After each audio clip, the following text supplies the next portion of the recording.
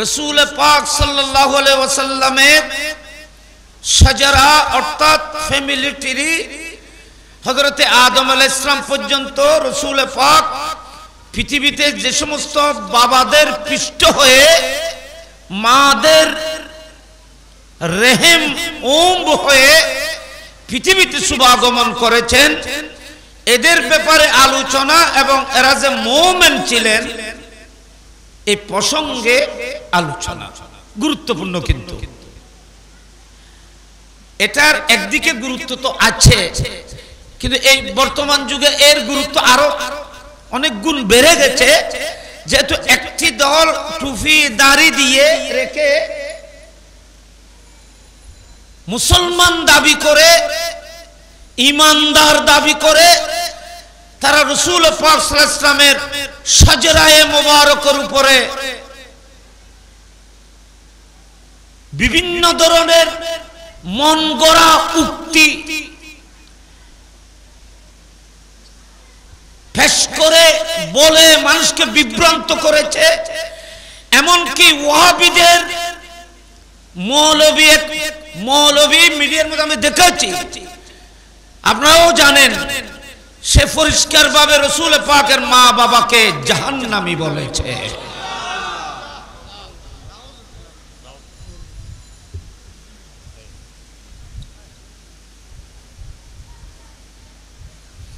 মা বাবা তো আমি বলেছি, কিন্তু সেই মৌলবী নবীর মা বাবা বলে নাই, বুজ্জ বুড়ি বলেছে। মা বাবা বলে কত বুজ্জ বুড়ি, নবীরই বলে ইল্লা কইতেন ইল্লা বাসাই না কইতেন।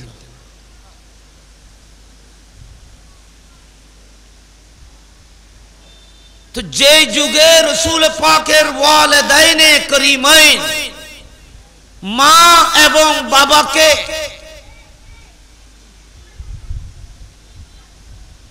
টুপিদারি দিয়ে রেখে মুসলমান দাবি করে রাসূল পাকের ওয়ালিদাইনে করিমাইনকে জাহান্নামী বলতে পেরেছে, সেই যুগে এই বিষয়টি আরো অনেক গুণে গুরুত্ব বেড়ে গেছে। আল্লাহ পাক আমাদেরকে মুখতসর এই আলোচনার মধ্যে আমাদের ঈমানটুকু মজবুত করার তৌফিক দান করুক, আমিন। সংক্ষিপ্ত বলবো, কিন্তু খুব গুরুত্বপূর্ণ, আপনারা খেয়াল করবেন। তো রাসূল পাকের ফ্যামিলি ট্রিকে দুই ভাগে ভাগ করা হয়েছে। কয় ভাগে বলেন? দুই ভাগে ভাগ করা হয়েছে। এক ভাগ হলো, এটা খুদ রাসূল পাকও বলে নাই, উলামায়ে কেরামও এই শাজরার উপরে একমত নয়। ভিন্ন ভিন্ন মত থাকার কারণে মুহাদ্দিসিন জমহুর উলামায়ে কেরাম আদনান থেকে উপরে ইব্রাহিম আলাইহিস সালাম থেকে আদম আলাইহিস সালাম পর্যন্ত এই শাজরাকে স্টপ করেছেন, বয়ান না করার জন্য হুকুম করেছেন। তার কারণ এখানে ইখতিলাফ আছে। ওনারা প্রশ্ন করতে পারেন, আপনারা প্রশ্ন করতে পারেন, হুজুর ইখতিলাফ থাকলেও বললে অসুবিধা কোথায়? কথা খুব খেয়াল করে জন্য ইবো কোন মসলা ইখতিলাফ থাকলেও তো বললে অসুবিধা কেন? ভিন্ন মত আছে, তো অসুবিধা কোথায়? অসুবিধা এখানে খতরা আছে।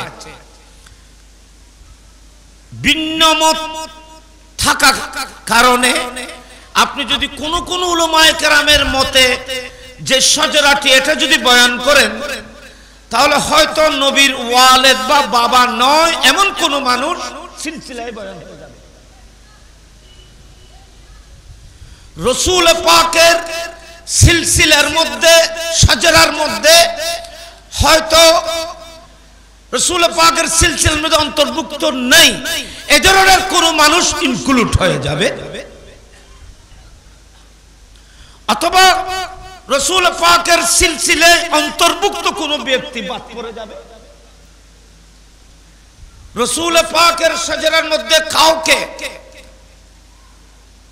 বাবা নয়, দাদা নয়, এ ধরনের কাউকে দাখিল করা, প্রবেশ করা যেমন খতরা, বাদ পড়াও খতরা।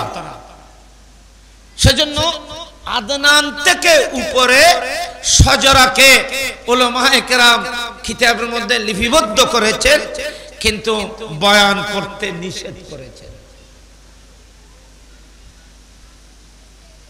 আমি কো মিসাল কই বুঝিবে না,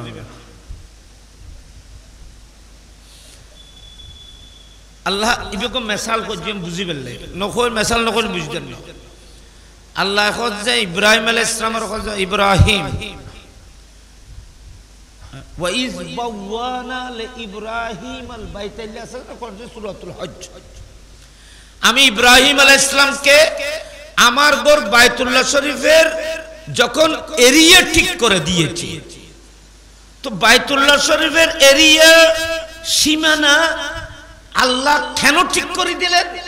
আল্লাহর পক্ষ থেকে কেন ঠিক করে দেওয়া হলো? আল্লাহ রাব্বুল আলামিন বললেন, এ ইব্রাহিম, তুমি আমার বাইতুল্লাহ, আমার ঘরকে নতুন ভাবে সংস্কার করো। তো ইব্রাহিম আলাইহিস সালাম আল্লাহর কাছে বলেছিলেন, এই আল্লাহ, তোমার ঘরকে আমি ইয ইয়ারফাউ ইব্রাহিমুল কওয়াইদা মিনাল বাইতে ওয়া ইসমাঈল, তাহলে মিনাল বাইত মানে বাইত ছিল, ইয ইয়ারফাউ ইব্রাহিমুল কওয়াইদ মানে ওয়াল, মিনাল বাইতে বাইত ছিল, কিন্তু মাটির সাথে মাটির নিচে এটা অদৃশ্য হয়ে গেছে। তাফসীরের মধ্যে আছে অনেক লম্বা আলোচনা। আল্লাহ রাব্বুল আলামিন এক ধরনের বাদে সবা বাতাস পাঠিয়ে আল্লাহ পাক রব্বুল আলামিন কাবা শরীফের যেখানে এরিয়া ছিল সেই এরিয়া থেকে বাতাস মাটিগুলো অন্যত্র উড়িয়ে নিয়েছে, বাইতুল্লাহর আসল ফাউন্ডেশন প্রকাশিত হয়েছিল। হযরতে সাইয়েদনা ইব্রাহিম আলাইহিস সালাম ওখান থেকে বাইতুল্লাহ শরীফের ইমারতকে উপরের দিকে উঠাইলেন। আল্লাহর পক্ষ থেকে বাইতুল্লাহ শরীফের এরিয়া ঠিক করে দেওয়ার পিছনে হিকমত ছিল। উলামায়ে কেরাম বলতেছেন, হযরত বাইতুল্লাহ শরীফের কোনো অংশ বাদ পড়লেও খতরা,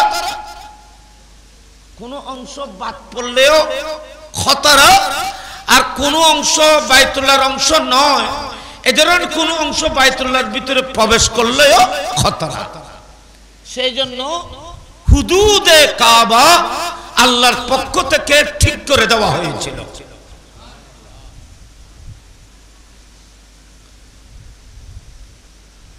কথা বাড়ি যাই, কথা বাড়ি যাই। আমার নবীর শাজরায়ে পাক আদনান পর্যন্ত সমস্ত পৃথিবীর উলামা ইত্তেফাক এবং সহিহ বিশুদ্ধ হাদিসের মাধ্যমে রাসূল পাক নিজের শাজরা আদনান পর্যন্ত বয়ান করেছে। রাসূল পাক ব্যাগিন জানে না না জানে, কিন্তু আদনান পর্যন্ত যেহেতু রাসূল পাক সাল্লাল্লাহু আলাইহি ওয়াসাল্লাম বয়ান করেছেন, আমিও প্রথমে রাসূল পাকের এই শাজরাটি আদনান পর্যন্ত আপনাদের সামনে পেশ করতেছি। কি পর্যন্ত? আদনান।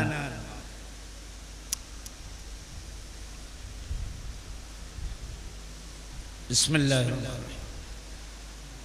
মুহাম্মাদুর রাসূলুল্লাহ বিয়াগুন খান সাল্লাল্লাহু ইবনে আব্দুল্লাহ ইবনে আব্দুল মুত্তালিব বিন হাশিম বিন আব্দে মুনাফ বিন কুসাই বিন কেলাব বিন মুর্রা বিন কাব বিন লুয়াই বিন গালিব বিন ফিহর বিন মালিক বিন নদর বিন কেনানা বিন খুজাইমা বিন মুদরকা বিন ইলিয়াস বিন নদর মুদর, মুদর বিন নাজার, নাজার বিন মাদ, মাদ বিন আদনা। কজনই হলো 21 জন, যে 22টি রাসূল পাক সাল্লাল্লাহু আলাইহি ওয়াসাল্লাম সারা 21 জন। আবার বলি বিসমিল্লাহ, মুহাম্মাদুর রাসূলুল্লাহ, সবাই বলি সাল্লাল্লাহু আলাইহি ওয়াসাল্লাম, ইবনে আব্দুল্লাহ ইবনে আব্দুল মুত্তালিব বিন হাশিম বিন আব্দে মুনাফ বিন কুসাই বিন কেলাব বিন মুর্রা বিন কাব বিন লুয়াই বিন গালিব বিন ফিহর বিন মালিক বিন নদর বিন কেনানা বিন খুজাইমা বিন মুদরাকা বিন ইলিয়াস বিন মুদর বিন নাজার বিন মাদ বিন আদনা। রাসূল পাক সাল্লাল্লাহু আলাইহি ওয়াসাল্লামের নামে পাক ব্যতীত মোট 21 জন, এদের নাম আমি আপনাদের খেদমতে এখানে পাঠ করেছি।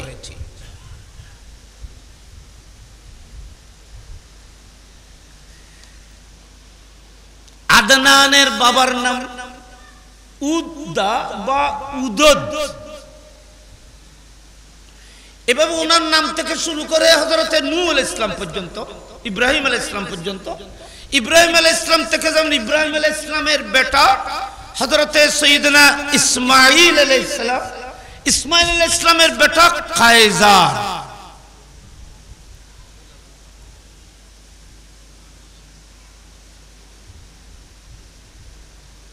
কায়সার থেকে আমল। এই যে আমি নামগুলো বলতেছি, এখানে অনেকের একটু ভিন্ন ভিন্ন কথা আছে।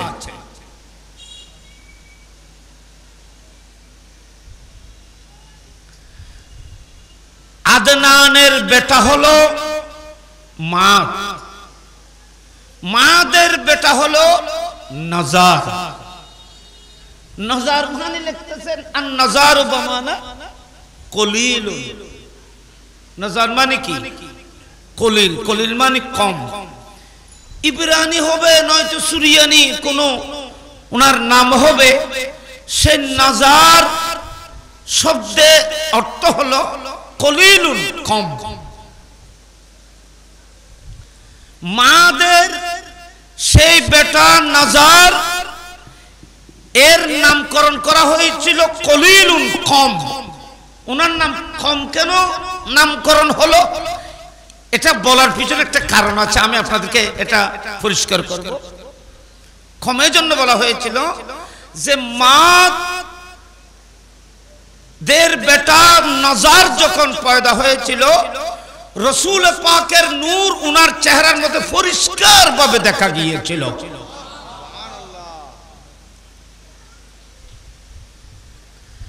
মাদ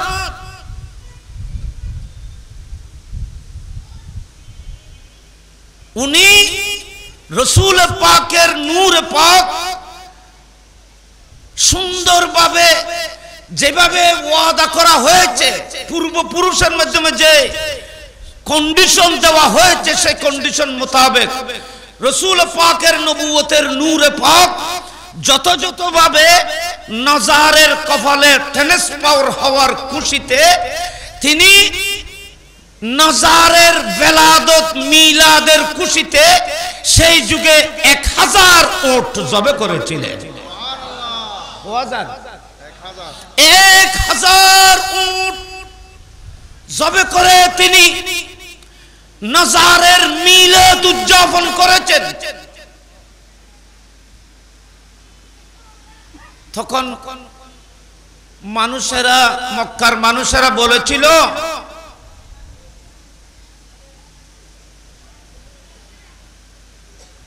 এখনো কুরাইশের জন্ম হয় নাই। আর কবির বনু কুরাইশ নকন্য, কুরাইশ নামাতে কুরাইশ নকন্য বাজে। কুরাইশ কার নসল থেকে পয়দা? কুরাইশ হলো নদরের বংশধরের নাম। মালিক বিন নদর, নদর বিন কেনানা, কেনানার বেটা নদর, নদরের লকব হলো, উপাধি হলো কুরাইশ। সেই নদরের বংশ দিয়ে যত আওলাদ পৃথিবীতে এসেছিলেন এদেরকে বনু কুরাইশ বলা হয়। তো বনু কুরাইশ তো এখনো, নদর তো এখনো পয়দা নয়।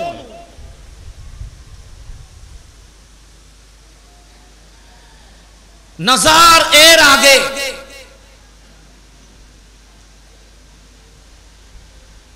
নদর বিন কেনানা বিন খুজাইমা বিন মুদরকা বিন ইলিয়াস বিন মুদর বিন নজার, নজারের বেটা মুদর, মুদরের বেটা হলো মুদরেকা, মুদরেকার বেটা হলো খুজাইমা।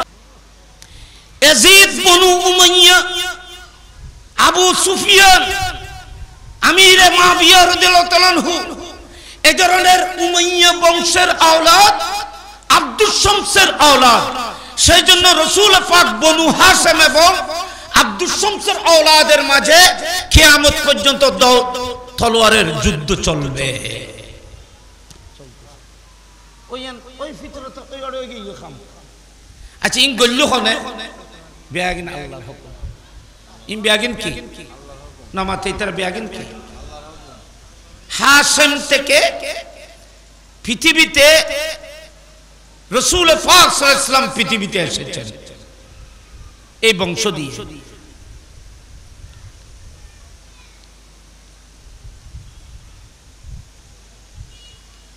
বংশের গুরুত্বটা অনেক বড় কথা। হযরতে সাইয়েদনা ইয়াকুব আলাইহিস সালামের মা ইসহাক আলাইহিস সালামের কাছে গেলেন, আপনার দুটি সন্তান আমার পেটে ঝগড়া করতেছে, আপনি তাড়াতাড়ি আসেন। খবর দিলেন, আসলেন, এসে বলতেছে তোমরা মায়ের পেটে ঝগড়া কেন করতেছ? ইবেই উত্তর কথা কর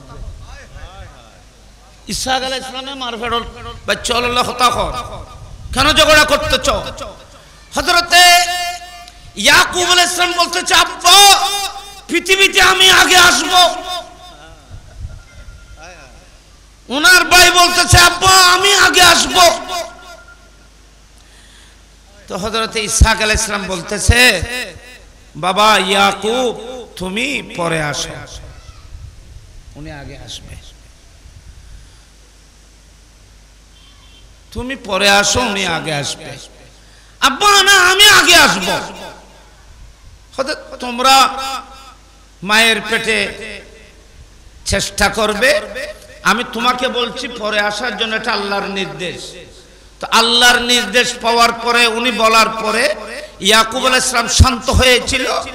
ওনার ভাই আগে এসেছিল, উনি পরে এসেছিলেন। তখন ওই পরে আসাকে আরবিতে ট্রান্সলেশন করে ইয়াকুব দেওয়া হয়েছে। তৈলি বুঝান যে ফেডের ভিতরে হতে যে মানছি খোঁজিয়ে করে করে না করে। হযরতে আলী আহমদ সাহেবের কলিয়ারি আর আনসারী সাহেব হুজুরে ওয়াজিম সুন্দর করে। হযরতে আলী আহমদ সাহেবের কলিয়ারি উনি মায়ের পেটে কোরআন তেলাওয়াত করতেন, মা শুনতেন। হযরতে ইমামুল আউলিয়া গাউসুস সাকলাইন হুজুর গাউসে আজম আব্দুল কাদের জিলানী মায়ের পেটে কোরআন মুখস্থ করেছেন। সে হিফজ করা কোরআন পৃথিবীতে এসে উস্তাদকে শুনিয়েছিলেন। হযরতে খাজা খাজগান গরিব নওয়াজ খাজা মঈনুদ্দিন চিশতি আজমেরি, উনার মা বিবি মায়ে নূর বলতেছেন রাতের গভীরে আমার ঘুম ভাঙিয়ে দিত আমার মঈনুদ্দিন। উনি আমার পেটের মধ্যে তাহাজ্জুদে রক্ত হলে আল্লাহর জিকির করত। একটু বড় করে বলুন না সুবহানাল্লাহ। একজন আমার নবীর উম্মতের অনেক ওলিরাও মায়ের পেটের মধ্যে জিকির আজকার কোরআন তেলাওয়াত এগুলো করেছে। সুবহানাল্লাহ বলেন না।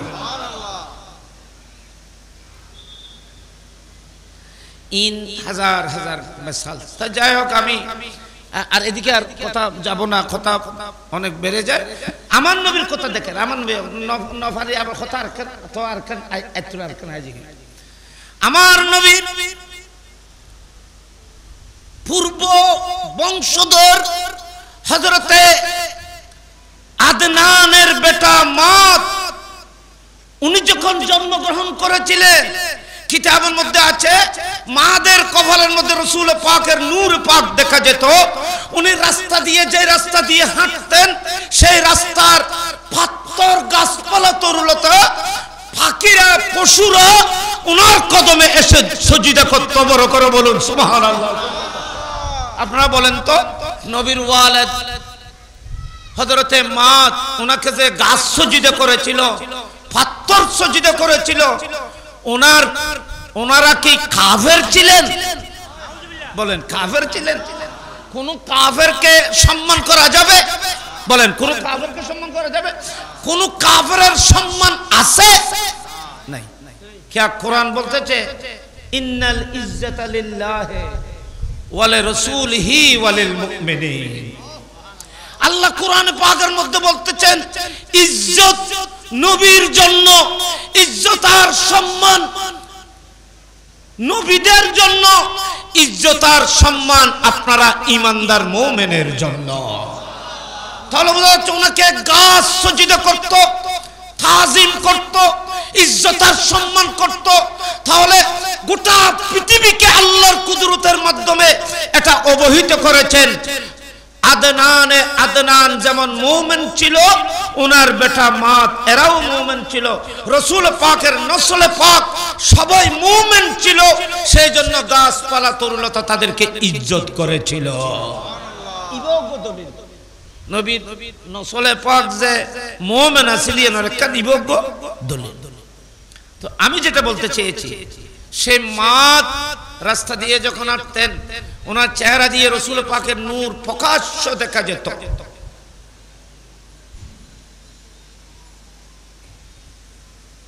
তো উনি রাস্তা দিয়ে চলতেন।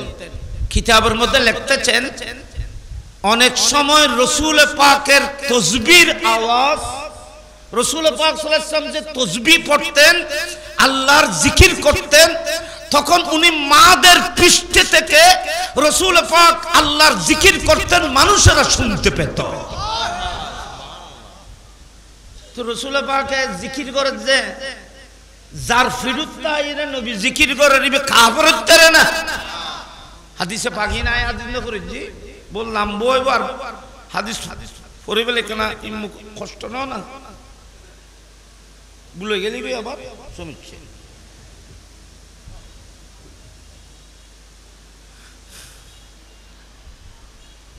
ইবে হন্মাস চলে যায় রবিউল আউয়াল, রবিউল আউয়াল, তারপর কি রবিউস সানি, জামাদিউল জামাল। হজর মাস তো দূর আছে, হজর মাস জিলহজ মাস বহুত দূরে, এ রবিউল আউয়াল জিলহজ মাস দূরে। কিতাবের মধ্যে লেখা যে আমরা একখান কথা মশলা মনে রাখবেন, হজ আমাদের উপর হজ করা ফরজ হয়েছে। হজ আমাদের উপর ফরজ ষষ্ঠ হিজরিতে বা নবম হিজরিতে হয়েছে। হজ ফরজ ষষ্ঠ হিজরিত বা নবম হিজরিত। নবম হিজরির কথা বেশি শুদ্ধ।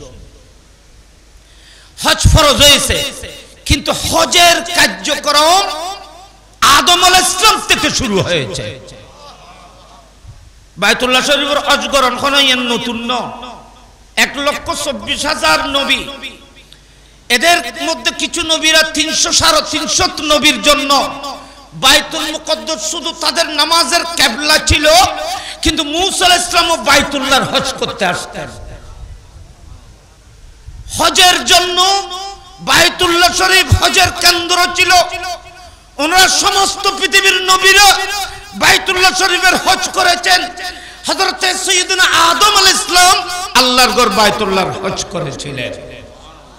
সুবহানাল্লাহ কইবেন বড় করিয়ে না, তাহলে বাইতুল্লাহ শরীফ সারি কিনে দিন হজ, এটা নবীল আদম আলাইহিস সালাম হতি সমস্ত নবীল বাইতুল্লাহ শরীফের মধ্যে কদম মোবারক ফুজি। তাহলে ওই সমস্ত মানুষ কত বড় ভাগ্যবান যে জমিনের মাটি 1,24,000 নবীর কদমে চুমো দিয়েছিল, সেই কদমে সেই জমিনে তুমি হেঁটেছো, সেই জন্য তোমার কদমের দিকে দেখাবো ইবাদত হয়ে গেছে। কোন আজি হজ করে এরা আইলি বুখারী শরীফের রাওয়ায়াত, কোন হাজি হজ করে আসলে আমার নবী বলতেছেন তুমি তো ওই জমিন দেখো নাই যে জমিন নবীদের কদম চুমিয়েছিল, সেই জমিন তো তুমি দেখো নাই, তুমি হাজিদের কদমের দিকে দেখো, সেই জমিন দেখার সওয়াব পেয়ে যাবে। বড় করে বলুন সুবহানাল্লাহ। এন হই যায়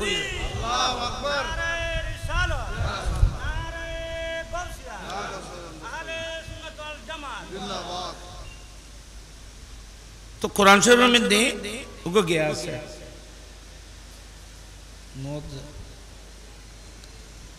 আফিজু মিন হাইসু আফাদান নাস, আসলে কোরআন শরীফে দেওয়া আফিজু মিন হাইসু আফাদান নাস, এখানে নাস মানে আদম। তাফসীরে কিতাব আপনারা দেখবেন নাস মানে আদম। হাদিস শরীফের মধ্যে আছে আউয়ালু নাসিন,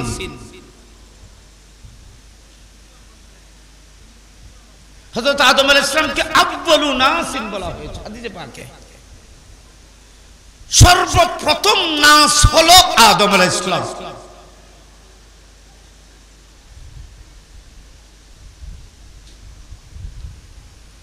আউয়ালু নাসিন, নাসিন কথা কি করতে রনি আর বুলগরি যে তো আদম আলাইহিস সালাম কোন কথা কইলি আল্লাহ এর মাদাম ফিতরত মে দিয়া দেখি কোন কিছু কইলি কই গই গিনো না, তো আল্লাহ কত না আই আদম রে এল্লে করি বানাইছি, এতে কথা কেন কই আই ফরে দিও, তো দিয়ে রে ন দে বলি কইব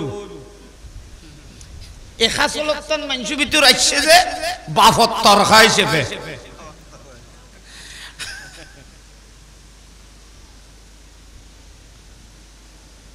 ওয়া খাট্টল গাছের ভিতরে যে আল্লাহ মিডে রেখে ইয়াং কি বালাই করছে না খারাপ করছে ইথার নামাতে খাট্টল গাছের ভিতরে মিডে রেখে যে খাট্টল মিডে যেন না নামাতে ঠিক কেন বলেন? ঠিক তো কইবে না আর বেই ওর ঠিক খাট্টল গাছ মিডে না ন না, খাট্টল গাছ মিডে না,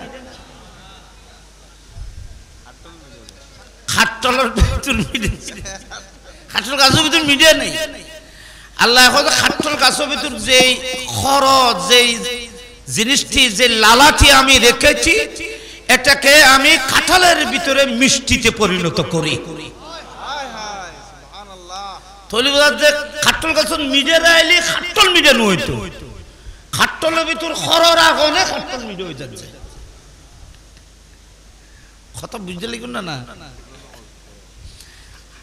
সাইডে দি খাটালর খোয়া ফোয়ান না নামাতে তার নামাজ তো খাটলর খোয়া বেয়াগুন জিবেল লয় এক গরাগি বেনারে রে মুদা হয় বাংলা মেদি কি হয় জান না জানি আনি কাঁঠালের মুদা, তো খাটালর মুদল লয় জিউন ফিটে এরে খাটল বন্নি খাই রে গালরে লেভেল লেভেল করতে লাগি কত মিষ্টি কত কি খাজা খাটল কি মানে খাটল খাজা খাটল কত মজার। আপনি কাঁঠাল খেয়ে কত আনন্দ করতেছেন।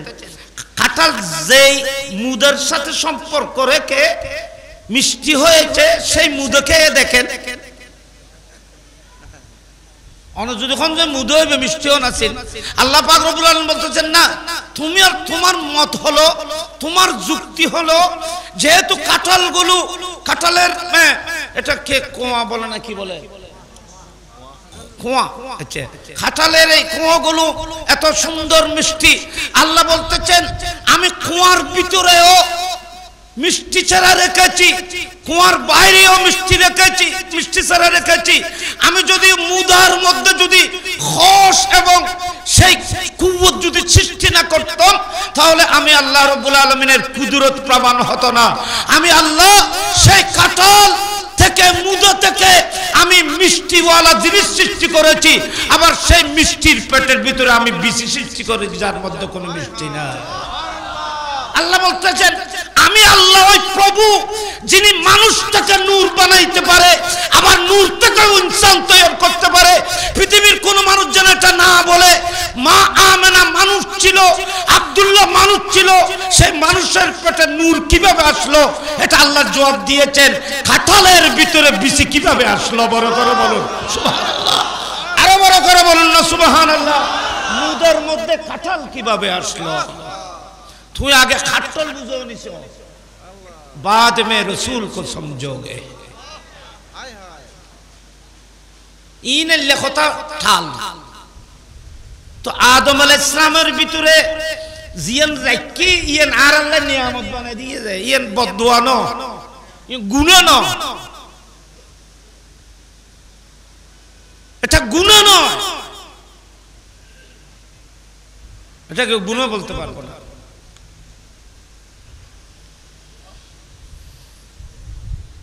ফুয়াবিয়াগুন আদম আলাইহিসসালামের ডান্ডা খুদিয়ে রে আল্লাহ ডান্ডা খুদিয়ে রে রেখে নেককারল রে তোরা বিয়াগুন নেককার সুন্নি হল ইমানদার নবীল গোসল কুতুবল ওলিয়ল বিয়াগুন আদম আলাইহিসসালামের ডান্ডা খুদি ডানমিককে বান্ডা খুদিয়ে রে জাহান্নামী হল বিয়ন রে রেখে। তো আদম আলাইহিসসালাম বলে ডানমিককে চাইলি তবাসসুম ফরমায় আসে, বামমিককে চাইলে খাঁদে, কিরো তুই ইকে চাইলে আর সইকে চাইলে খাঁদো ওদি কেউ আন নেককার ফলরে দেলি এই সুন্নি আশিক হলরে দেলি আর রু খুশি হয় এতলা আসি ইন জাহান্নামী হলরে দেলি আতে সগুর পানি আই তেলে ডানমিককে সারের একদিনে দেখে যায় ভিতর উগ্গো বেশি জলের, বেশি বেশি সুন্দর লাগে জলের। আল্লাহ এত সুন্দর নূর জ্বলতেছে উনিকে আমার নবী হাদিসে বলতেছেন, আল্লাহ বলতেছেন আদম এটা তোমার বেটা একজন আওলাদ, ওনার নাম হযরতে ইয়াকুব আলাইহিস সালাম। আমার বেটা ইয়াকুব আলাইহিস সালাম খোঁজে হযরত আল্লাহ ওনার এই নূর এত সুন্দর নূর জ্বলতেছে আমার আওলাদের মধ্যে, উনি বড় সম্মানী হবেন, ইজ্জতওয়ালা হবেন। ইয়াকুব আলাইহিস সালাম কিল্লে জল্লি হইতে রনি ইবাখনো রাসূল পাক অত্যন্ত বেশি এর রাসূল পাক এর ভিতরে আদম আলাইহিস সালাম ডান মিকে দেখলে যে হাসতো, এখানে রাসূল পাকের নূর এখানে ছিল না। রাসূল পাকের নূর আল্লাহ আলোকভাবে স্বতন্ত্রভাবে আদমের ডান পাশে আওলাদের সিরিয়ালের মধ্যে রাখে নাই, মুস্তাফার নূরকে আল্লাহ আরশের উপরে সাজিয়ে রেখেছেন। একটু বড় করে বলুন না সুবহানাল্লাহ। ইনরা কিতাব না পড়ে যে আর মুতারা নগর স্টাডি করে যে আজ সমস্যা হবে, সেজন্য আল্লাহ সেখানে প্রমাণ করেছেন আমার মাহবুবের নূর পৃথিবীর কোন মানুষের নূরের মতো নয়, রুর মতো নয়। রুমান রুইন দেখা যায় রে তখন এটার নূর বেশি জ্বলতেছে। ওনার হায়াত কত ফুয়াগো বালা দেখে রে আল্লাহ তো হায়াত কত, হযরতের হায়াত 60 বছর। হযরতগুলা এত দামি মানুষ, নূর চমকের, বয়স তো একবারে কম। এখনো কমপ্লেন করছি যেন বাফি শেফে বালা ফুয়ার হায়াত এখানে বেসন আছিল আর যুগে যুগে তো আল্লাহ কথা না ইয়ে নাই 40 বছর 60 বছর হায়াত খোঁজা খুদা আতে পর গমলার আর হায়াত কত যে তোমার হায়াত 1000 বছর তো খুদা আতুন 40 বছরই বেরে দি ফেলাইলে 1000 বছর দি কি জুমায়ু দো আতুন 40 বছর আর ফুয়ারে দি ফেলাইলে তো কতই নামাতে তারা নামাতে 100 বছর হই তো 100 বছর হওয়ার পরে ওইবার 100 বছর ওই গেল কই বাড়ি তো ইন্দিতুন কমি না যায় আদম আলাইহিস সালাম তো 40 বছর কমি এখন 960 হযরতে আদম আলাইহিস সালামের 960 বছর যেদিন পূর্ণ হলো মালাকুল মউত আসলো সালাম দিয়ে হুজুর আপনার হায়াত শেষ আমি আপনাকে আল্লাহর হুকুমে নিতে এসেছি। হযরত আদম আলাইহিস সালাম বলতেছেন এত তাড়াতাড়ি? আমার তো আরো 40 বছর বাকি আছে, আমার হায়াত 1000 বছর, এত তাড়াতাড়ি আমাকে 40 বছর আগে নিয়ে যাবে? আমার 40 বছর বাকি আছে। হযরতে মালাকুল মউত আলাইহিস সালাম বলতেছে, এ আদম সফিউল্লাহ, আপনি রূহর জগতে আলমে রূহতে আপনার 40টি বছর আপনার হায়াত থেকে ইয়াকুব আলাইহিস সালাম দান করেছিলেন, এখানে কমে গেছে। খোঁজে কই আর তো মনন করে তুমি জগ এ দিয়েরে ন দে আর দিয়েরে ন দিও ন দে বলি খনিয়েন বাফত তরিকা সুন্দর পাজিয়ারা এ তুলেছে। তারপরেও তোমরা খবরদার দিয়েরে ন দিও বলো না, ইয়েন তো ইসলাম শরীয়ত, এটা কোরআন হাদিস, এটা রাজ রহস্য। আমি শুধু বলেছি এটা মহব্বতের। আল্লাহ বলতেছেন আমি আউয়ালুনা, প্রথম মখলুক আদম আলাইহিস সালাম, তিনি হায়াত উনাকে দিয়ে বুলি গে ইনা না ন বলে না ইন আল্লাহ খান রহস্য আর বন্দলর আয় খজেল্লে করি বানায় দিয়েরে ন দে বলি কইব। তারপরও দুশত ন ইকিনি করে খাঁদি উড়িলে আতে গম লাগবে আর মাপ গজ্জম বড় করে এই আন লাগি দে এই আন লাগি আয় কথা নবরে আই গো আয়াত শরীফ পড়ছি বিসমিল্লাহির রহমানির রহিম।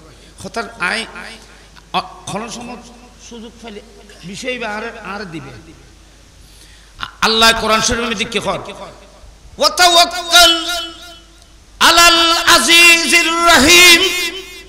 আল্লাহ বলতেছেন আমার মাহবুব বন্ধু, আপনি যিনি মহান ক্ষমতা পাওয়ারফুল, মহান আল্লাহ, সমস্ত শক্তির যিনি উৎস, সেই খোদার উপরে আপনি তাওয়াক্কুল করবেন, সবসময় ভরসা করবেন।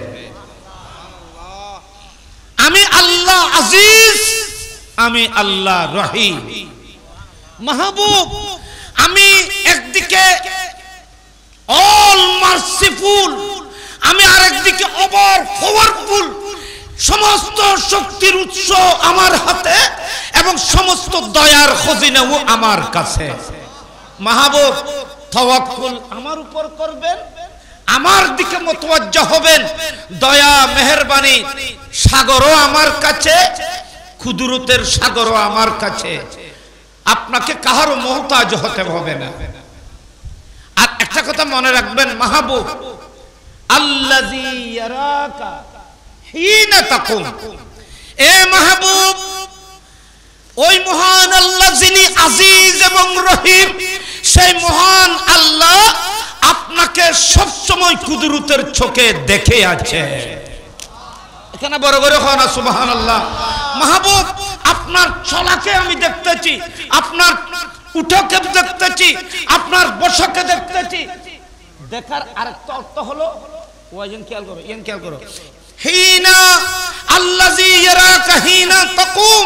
এ মাহবুব, আপনাকে দেখার অর্থ হলো আপনি যখন ঘুম থেকে উঠেন, আপনি যখন জাগ্রত হন, আপনার চলাফেরা সব কিছুকে আমি আল্লাহ রাব্বুল আলামিন আমার কুদরতের চোখে দেখে আছি।